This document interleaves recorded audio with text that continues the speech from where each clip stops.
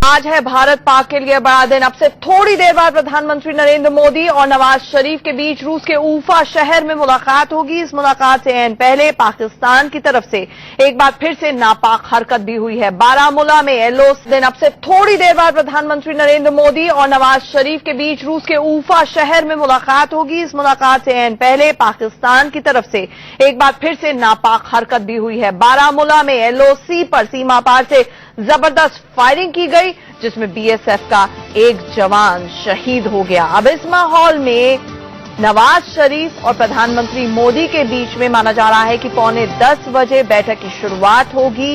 Agenda क्या है इसे औपचारिक तरीके से नहीं बताया गया है, लेकिन भारत की तरफ से आतंकवाद का मुद्दा, कश्मीर का मुद्दा, ये तमाम मुद्दे जो हैं उठाए जाएंगे। और बैठक से ऐन पहले एलओसी पर फायरिंग होती है। बारामूला में बीएसएफ का एक जवान शहीद होता है। उरी इलाके में ये जवान तैनात था, उसकी दाईं आंख में गोली लगी।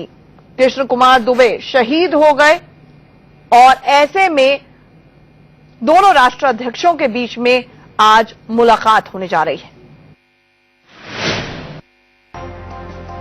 भारत और पाकिस्तान के रिश्तों पर जमी बर्फ अब पिघलने वाली है। सुबह पीएम मोदी और नवाज शरीफ रूस के ऊफा में बातचीत की मेज पर बैठेंगे। दोनों देशों के बीच द्विपक्षीय बातचीत की पहल को बेहद महत्वपूर्ण माना जा रहा है और कल ऊफा में 9:15 बजे दोनों के बीच बातचीत होगी। जो खबर इंडिया न्यूज ने ही ब्रेक की थी, बताया था कि दोनों देशों के बीच द्विपक्षीय बातचीत ऊफा के अंदर ही होने वाली है। इंडिया न्यूज ने आपको पहले ही बता दिया था कि पीएम मोदी और नवाज शरीफ की मुलाकात तय है। इस पर हमने विदेश सचिव एस जयशंकर से सीधा सवाल भी पूछा था। इंडिया न्यूज के इस सवाल पर विदेश सचिव के जवाब से साफ हो गया कि अब सस्पेंस खत्म होने वाला है।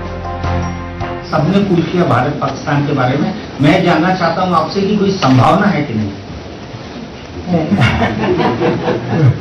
देखिए, संभावना तो होती है, अब है या नहीं वो मैं जब होगा मैं आपको बताऊं।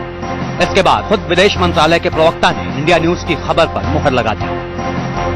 मैं इस बात की पुष्टि कर रहा हूं कि प्रधानमंत्री मोदी पाकिस्तान के प्रधानमंत्री नवाज शरीफ जी के साथ 9:15 बजे मुलाकात करेंगे। उधर पाकिस्तान के विदेश मंत्रालय ने भी मोदी नवाज मुलाकात को लेकर हामी भरी है। पाकिस्तान ने कहा है कि इस बैठक का दोनों देशों के संबंधों पर सकारात्मक असर पड़ेगा।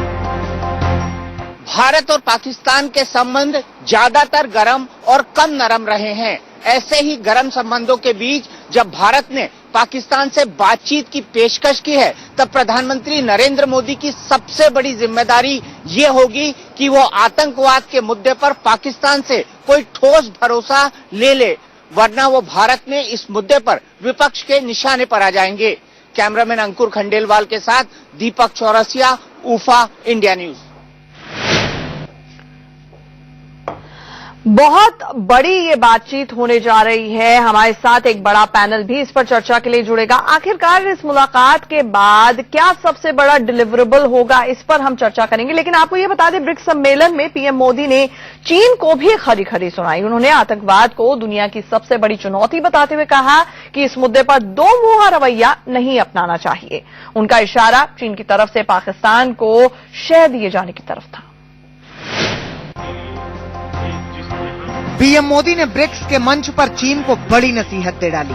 सामने बैठे चीनी राष्ट्रपति शी जिनपिंग से मोदी ने इशारों में कहा कि आतंकवाद के मुद्दे पर दो मुंहा रवैया गलत है, ये नहीं चलेगा। हमें एक होकर के इसके विरुद्ध लड़ना चाहिए, बिना समूहों और देशों, स्पॉन्सरर्स तथा टारगेटेड कंट्रीज के बीच बिना विभिन्नता किए हुए यह हमें ब्रिक्स में यूनाइटेड नेशंस और उसके सिक्योरिटी काउंसिल तथा अन्य कमेटी में करना चाहिए। दरअसल मुंबई हमले के मास्टरमाइंड ज़कीउर रहमान लखवी को पाकिस्तान में रिहा किए जाने पर भारत ने संयुक्त राष्ट्र संघ के प्रतिबंधों से जुड़ी समिति के सामने इस मुद्दे को उठाया था। इसको लेकर पाकिस्तान के खिलाफ निंदा प्रस्ताव पास हो सकता था, लेकिन ऐन वक्त पर चीन ने इसका विरोध कर दिया, जिसके बाद बीच में ही बात अटक गई। इसलिए पीएम मोदी ने ब्रिक्स के मंच पर चीन तक अपनी सीधी बात पहुंचा दी। उन्होंने दो टूक कहा कि जब तक आतंकवाद जैसे मसले का समाधान नहीं होता, तब तक विकास और व्यापार के मुद्दों पर बात ज्यादा आगे नहीं बढ़ेगी। शांति और स्थिरता सामाजिक और आर्थिक विकास की नींव है। हमारा स्वयं का और विश्व के प्रति यह दायित्व है कि हम अपने समय की मुख्य सुरक्षा चुनौतियों, आतंकवाद और उग्रवाद पर प्रभावकारी ढंग से कार्रवाई करें। पीएम मोदी ने संयुक्त राष्ट्र सुरक्षा परिषद में सुधार का मुद्दा भी उठाया। इसके पहले प्रधानमंत्री ब्रिक्स बिजनेस काउंसिल के मीटिंग में भी शामिल हुए और सभी सदस्य देशों के बीच व्यापार बढ़ाने और क्लीन ऊर्जा के क्षेत्र में बड़ी साझेदारी पर जोर दिया। ब्रिक्स इकोनॉमिक्स के बीच सहयोग को घनिष्ठ करना बहुत महत्वपूर्ण हो जाता है।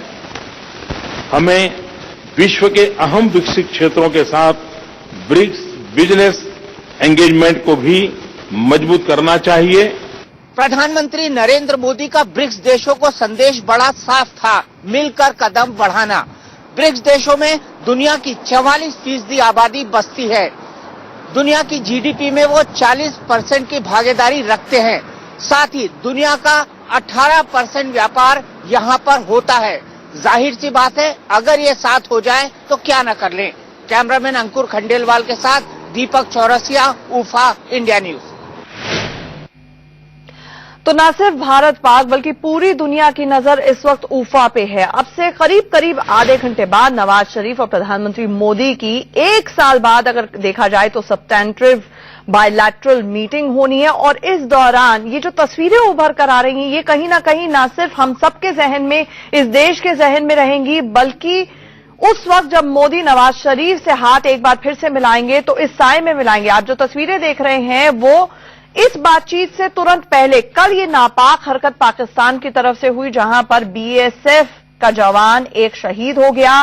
इस हफ्ते के बीच में 3 बार सीज फायर वायलेशन पाकिस्तान की तरफ से हुए हैं। कल कृष्ण दुबे बीएसएफ का जवान शहीद हुआ जिसे इस वक्त श्रद्धांजलि दी जा रही है। आप तस्वीरों में देख सकते हैं कि एक तरफ श्रद्धांजलि दी जा रही है और दूसरी तस्वीर आप देख रहे हैं पिछले साल मई की है जब नवाज शरीफ भारत में आए थे। सार्क के सारे राष्ट्राध्यक्षों को प्रधानमंत्री मोदी ने अपनी स्वेरिंग इन सेरेमनी में बुलाया था और दूसरी तरफ जो तस्वीरें हैं वो इस वक्त जो श्रद्धांजलि दी जा रही है बीएसएफ की तरफ से कृष्ण कुमार दुबे जो शहीद हुए जवान उनको। हमारे साथ हमारे सहयोगी अजय जांडियाल जुड़ रहे हैं।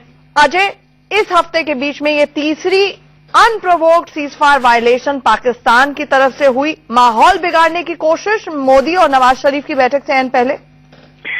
बिल्कुल, आपको बता दूं कि जिस तरह से लगातार सीमा पर बीएसएफ के जवानों और जम्मू अंतर्राष्ट्रीय सीमा पर सिविलियंस को जो है निशाना बनाया जा रहा है, स्पष्ट करता है कि कहीं ना कहीं कई ऐसी ताकतें हैं पाकिस्तान में जो भारत और पाकिस्तान को करीब नहीं होने देना चाहती। हालांकि बार बार प्रधानमंत्री मोदी ने जो है पाकिस्तान के साथ बेहतर रिश्ते बनाने की बात की है, मगर उसके बावजूद भी देखा गया कि कल भी बीएसएफ के एक जवान को स्नाइपिंग के जरिए निशाना बनाया गया जिसमें बीएसएफ का ये जवान शहीद हुआ है। और इसी इलाके में 2 दिन पहले जो है भी पाकिस्तान सेना ने सीजफायर वायलेशन किया था जिसमें एक जवान की शहादत हुई थी। तो ये दूसरा बड़ा अहम हमला है कहीं ना कहीं बीएसएफ के जवानों पर जो सीमा पर हो रहा है और लगातार सिविलियंस को निशाना बनाया गया अर्निया सेक्टर में। इसी का ये कहा जा सकता है स्पष्ट तौर पे कि कहीं ना कहीं ऐसी ताकतें जरूर हैं पाकिस्तान में जो ऐसा नहीं होने देना चाहती। मगर सीमाओं की अगर बात की जाए तो निर्देश जो है डिफेंस मिनिस्ट्री से प्रधानमंत्री ने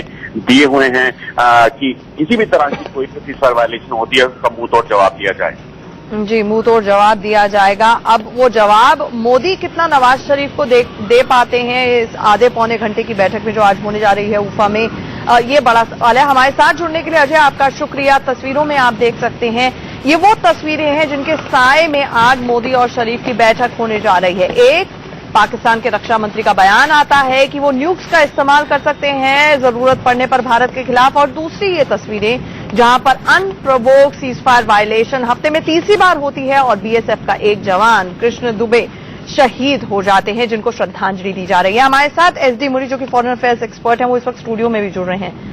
ये 2 तस्वीरें हैं। अब अमन की आशा कैसे हो पाकिस्तान के साथ मुनी साहब जब हमें हर दूसरे दिन यही तस्वीरें दिखती हैं, हमारे जवान शहीद होते हैं, उनकी शहादत को हमारा देश सलाम करता है लेकिन पाकिस्तान पर कोई कंट्रोल नहीं। देखिए, बात आपकी सही है, पाकिस्तान अंदर से अपने आप पे कंट्रोल नहीं है तो हमारा कंट्रोल कहां से होगा उसके ऊपर।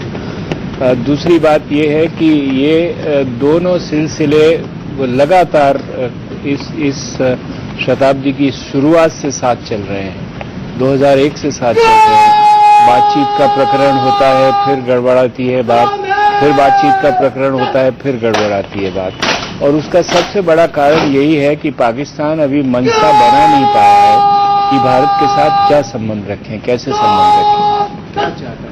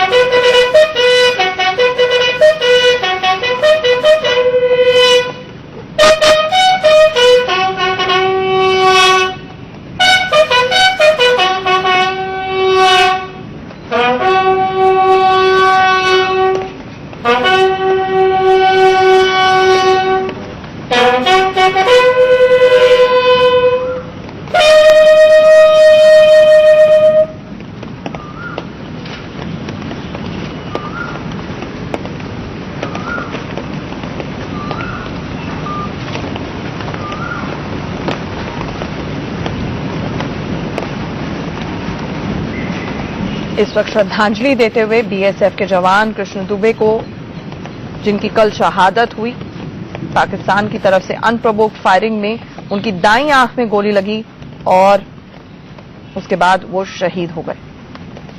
और ये तब हुआ जब आज सुबह पाकिस्तान के प्रधानमंत्री नवाज शरीफ और प्रधानमंत्री नरेंद्र मोदी की बातचीत ऊफा में स्लेटेड थी।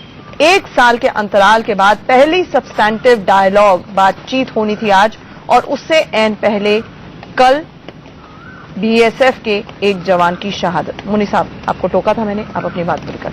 नहीं, मैं यही कह रहा था, कुछ तबके ऐसे हैं जो हिंदुस्तान के साथ नॉर्मल रिलेशंस चाहते हैं, व्यापार बढ़ाना चाहते हैं, शांति चाहते हैं, लेकिन उतने ही तबके पाकिस्तान में ऐसे भी हैं जो ये नहीं चाहते हैं, चाहे वो फौज हो, चाहे वहां के एक्सट्रीमिस्ट हो, चाहे कुछ ऐसा बिजनेस कम्युनिटी में भी, पॉलिटिकल कॉन्स्टिट्यूएंसीज में भी ऐसे लोग हैं जो हिंदुस्तान के साथ दोस्ती और नॉर्मल रिलेशंस से अपने हितों को खतरा समझते हैं, तो वो उसका ऑपोजिशन करते हैं। और यही वजह है कि हम समझ नहीं पा रहे हैं कि पाकिस्तान हमारे साथ कैसे रिश्ते चाहता है। हम बार बार इसकी शुरुआत करते हैं और